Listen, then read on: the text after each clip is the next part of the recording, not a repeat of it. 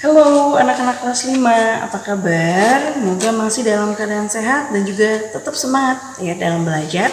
Walaupun masih di rumah kan ya, tapi nggak apa-apa lah. Yang penting tetap belajar, tetap enjoy, tetap sehat di rumah ya.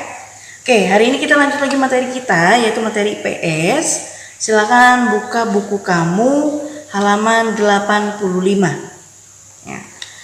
Buka buku kamu halaman 85. Hari ini kita belajar tentang interaksi sosial di berbagai bidang. Masih membicarakan interaksi sosial ya.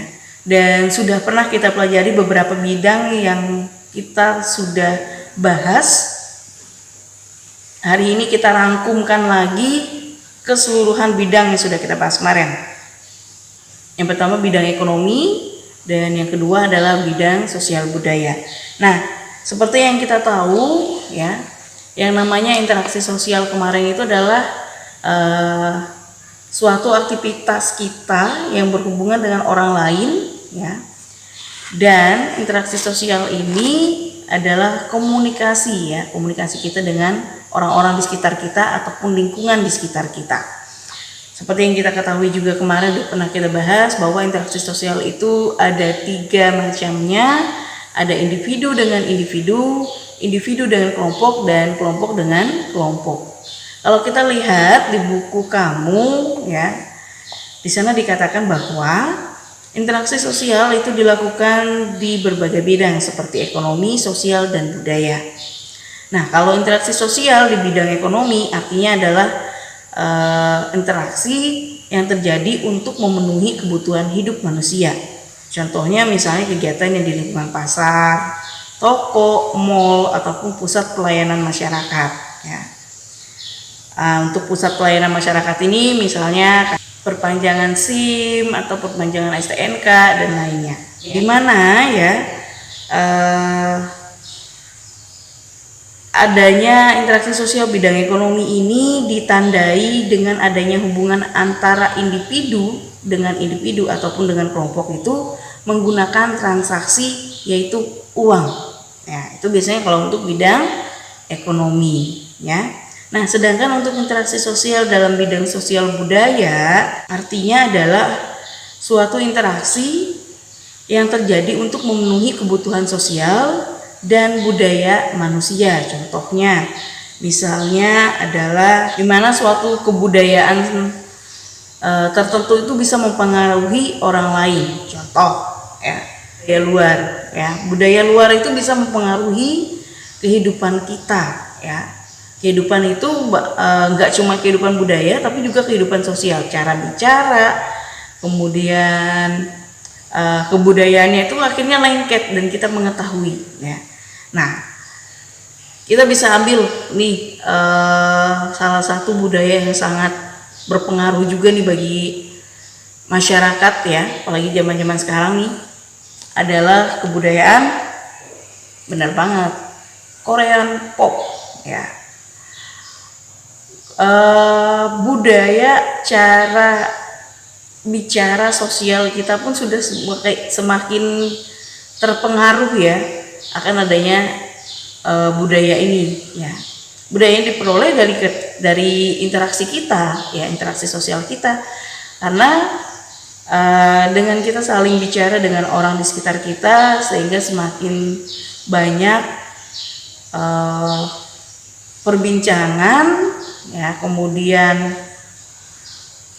banyak sesuatu hal baru yang kita ketahui ya, karena kita saling berinteraksi, saling berkomunikasi, ada hal-hal baru yang kita bicarakan dan keluarlah nih budaya barunya, yaitu misalnya nonton drama Korea. Nah, dari kita nonton drama Korea ya, itu terjadi perubahan dalam diri kita, dimana kita senang menggunakan bahasa-bahasa yang umumnya kita dengar ya di drama itu, kemudian menyukai budayanya, entah itu makanannya, entah itu aksesoris ya, fashionnya. Nah, itu bisa mempengaruhi.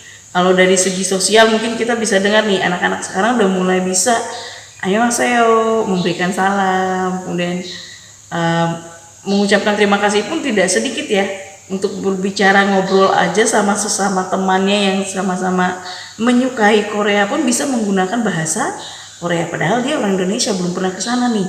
Tapi dengan adanya pengaruh dari interaksi sosial ini mampu loh mempengaruhi kehidupan kita. Tapi walaupun kita menyenangi budaya luar tanpa kita mengurangi ataupun menghilangkan budaya asli kita ya.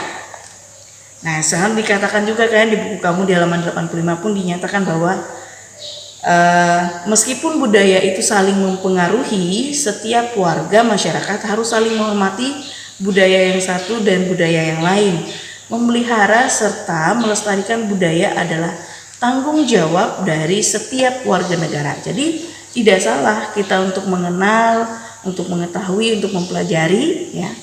Tapi kita tidak perlu ataupun tidak harus dan jangan membuang budaya kita untuk budaya luar. Nah, itu yang tidak boleh ya.